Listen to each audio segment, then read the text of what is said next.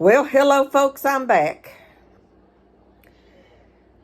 And I've got a story to tell you today. Now, one day, I was making some cornbread. I had made some homemade soup the day before, and we was about out of crackers, so that we was going to have leftovers the next day. So my husband, he says, how's about make some cornbread? And I said, okay. Now, the way I like to do my cornbread, I have a little iron skillet, about so big. And I put that olive oil in there first. And I stick it in that oven and let it get good and hot. Because, honey, it makes that cornbread good and crispy that way. Oh, I like it crispy. So, I mixed up my cornbread batter and stuff, and then finally the oven got hot enough, and I couldn't find me a pot holder. So I had this good thick dishcloth. I folded it up, and I said, this'll work. It's about thick as a pot holder anyway. So I reached in there to get that pan out. Well, I grabbed a hold of it, honey, and it burnt my hand, and I let go of that, and honey, that grease, that olive oil flew up in the air, scalding hot olive oil, and it landed all over my hand. Now, honey, you talk about a screaming. I ain't never been burnt that bad before. So I let go of that thing, buddy, and I runned over to the sink, and I started running the cold water on it. And I was crying and screaming, and honey, it was hurting. Well, I thought, well, I've held it under there long enough. I'll let it back out. Well, honey, it still burned. It hurt, it hurt, it hurt. I kept put it back under the water, and it hurt some more. So finally I says, I'm going to have to give it up and just try to deal with the pain.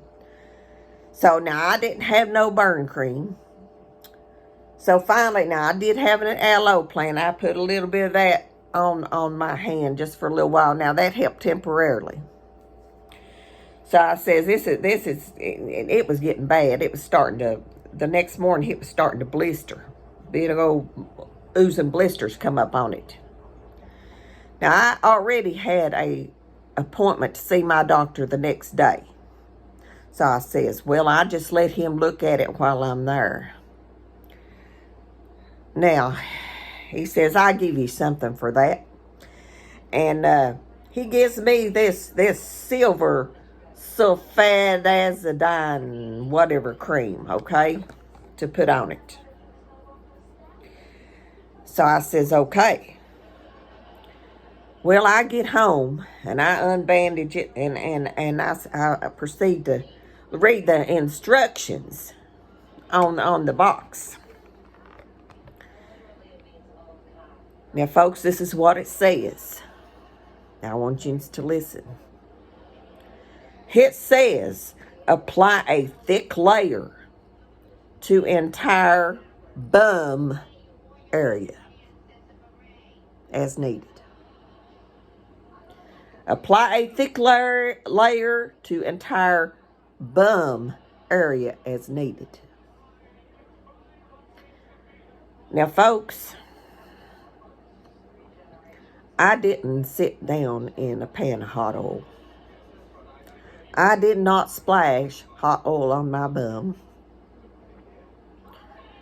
You know, I had to take a double take on that, and I kept reading it. I said, surely to goodness, that's what it says. So I figure, well, they have made a major typo there when they was filling it at the pharmacy. That's what's happened, evidently. Because it was my hand that needed the cream, not my bum. So anyway, I thought I'd tell you that little story. And my hand, it's getting better. It's red. It's red. It itches. You know, it's getting better. It might be red a while, but it'll be okay.